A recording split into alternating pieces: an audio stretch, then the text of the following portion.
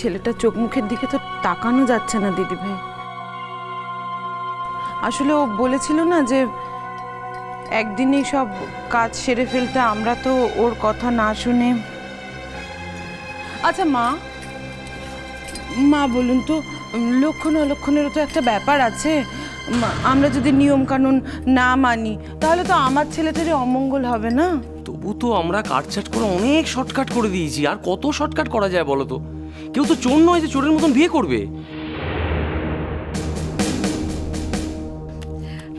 মেচকা, তুমি একটু প্যান্ডেলে যাও, ওদিকে যে সমস্ত লোকজন এসছেন তাদের তদারকি করার কেউ নেই।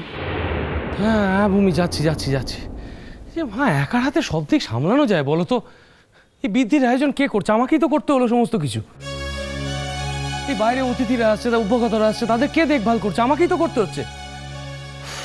মেয়ের বাড়ির লোকের সঙ্গে যোগাযোগ করা, একার হাতে সব দিক করা, সব দিক সামলানো যায়। বলছিলাম যে গায়ে হলুদ নিয়ে কে কে যাবে ভূমি? ওই তো আমি যাব, লাল যাবে, আর রুমি যদি যেতে চায় আমাদের সঙ্গে যাবে। না বৌদি ভাই, আমি যাব না, সরি। কেন? তুমি কি বিদ্রোহ করছো নাকি? যাবে না মানে? যাব না মানে যাব না। যে কাজটা আমি নিজের মন থেকে মানি না, সে কাজটায় যাওয়া আমার ঠিক বলে মনে হয় না। কেন ভূমি? লাল গেলেই তো যথেষ্ট, আর তো কারো যাওয়ার দরকার নেই।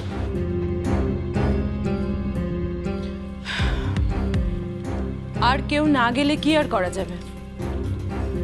বাধ্য হয়ে ওরাই যাবে। বাবা, ভালোই ভালোই আরশিটাকে বাড়ি নিয়ে আসতে পারলে বাঁচি। অথচ এবারেরই দুটি মেয়ে কেন এখনো বিয়ে বাড়িতে এলো না, তাই নিয়ে কিন্তু কারো কোনো মাথা ব্যথা নেই। কেউ একবার বলছিও না মেয়ে দুটো এলো না কেন, কি ব্যাপার, কি বৃত্তান্ত। অথচ বাইরের একটি মেয়েকে ঘরের বউ করার জন্যে কত এদের মাথা ব্যথা। বাহ বাহ। আজ হয়তো তুমি বুঝতে পারবে না মেজো বৌমা, তবে অভিজ্ঞতার দাম যদি দাও তাহলে দেখো এই মেয়ের জন্য একদিন তোমাকে চোখের জল ফেলতে হবে। আমি হয়তো সেদিন থাকবো না, আমার যথেষ্ট বয়স হয়েছে, ভালো মন্দ আমি বুঝি।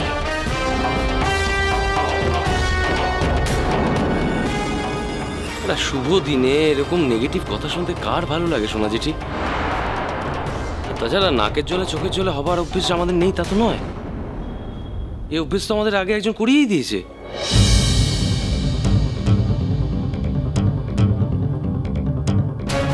যাকে এখন এই সমস্ত কথাবার্তা বলে সময় নষ্ট করে লাভ নেই। যার যা কাজ সেই তাতে মন দাও। বিয়েটা যখন আটকানো যায়নি, আলটিমেটলি হচ্ছেই, তখন আর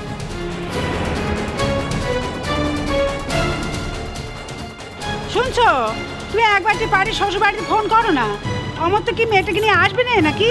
তিনি যদি না আসে, অমর তো ওর সামনে দিয়ে পারিকে নিয়ে কি করে আসবে মা?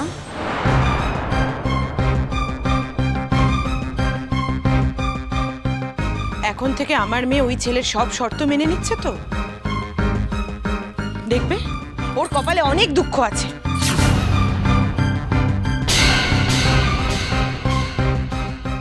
সেই কথা কি তুমি গ্যারান্টি দিয়ে বলতে পারো মেজো বৌমা? পারো না। হয়তো দেখা গেল সেই সবচেয়ে বেশি সুখী হলো।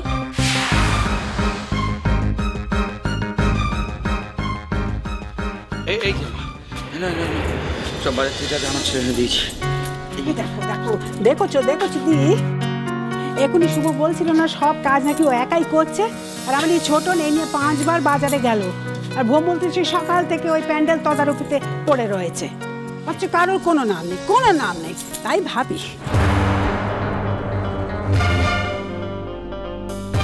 বাবা, একটু বাজারে যেতে হয়েছে তোমার ছোট ছেলেকে, তাই জন্য। কথাটা তা নয় শুভ, তোমার স্বভাবটা কি জানো? কেউ কিছু করলেও জীবনে তা তুমি স্বীকার করো না। সোনাজি ছাড়ো না, এখন আর এসব কথার কোনো দরকার নেই। বলছি ছোটন, ঠাকুর মশাই তো এসে যাবেন, যাও না গিয়ে দেখো না তোমার ভাইপো তৈরি হলো কিনা। না আমি জানি যে তোমার ভাইপো এখনো তৈরি হয়নি, তবুও তুমি বললে হয়তো শুনবে। দেখো না একটু বলে কয়ে যদি রেডি করতে পারো।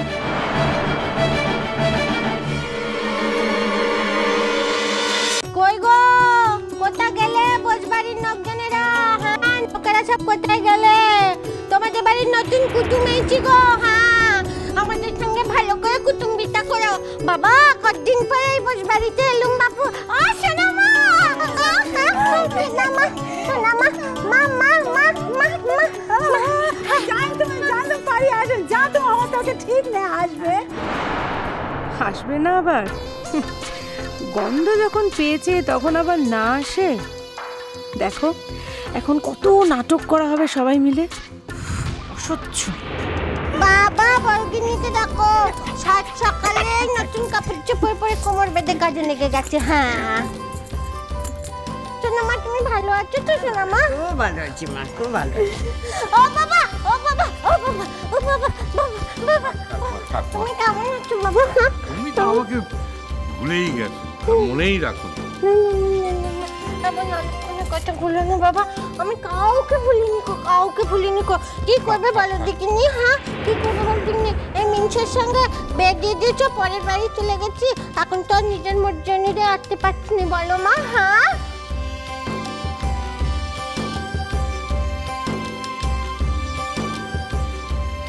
অমর্ত্যদা, মিমি আসেনি?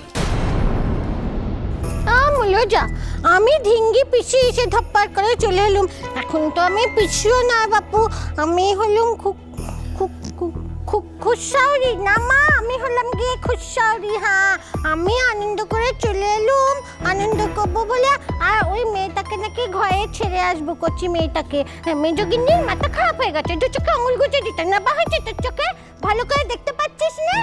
এদিকে এসো, ওখানে দাঁড়িয়ে থাকলে সবাই দেখবে কি করে তোমায়? এসো।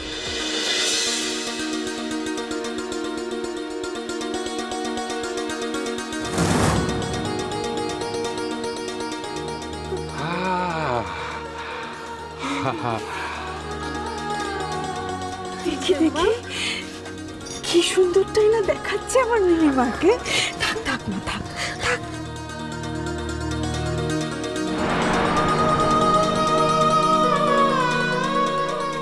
হ্যাঁ থাক দাদু ভাই, থাক থাক থাক। তুমি ভালো আছো তো? হ্যাঁ খুব ভালো আছি, তুমি ভালো আছো তো?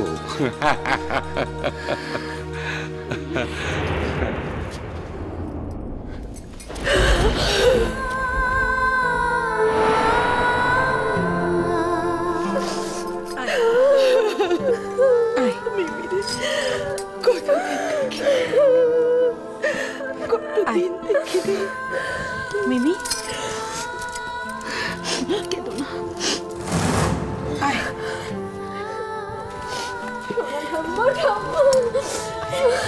দেখি দেখি দেখি সবাই ভালো আছে তো? থাক থাক।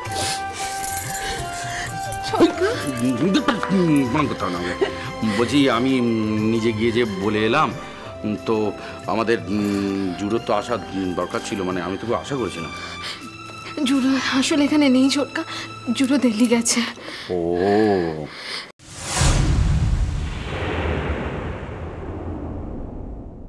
ও তাই বলো,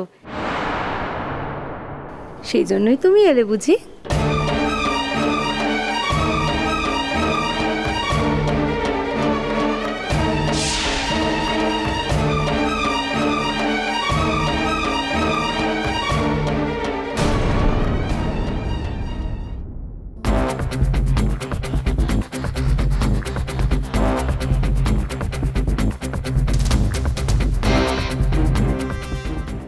ছোটন, তুমি একা যে? হ্যাঁ নীল এলো না?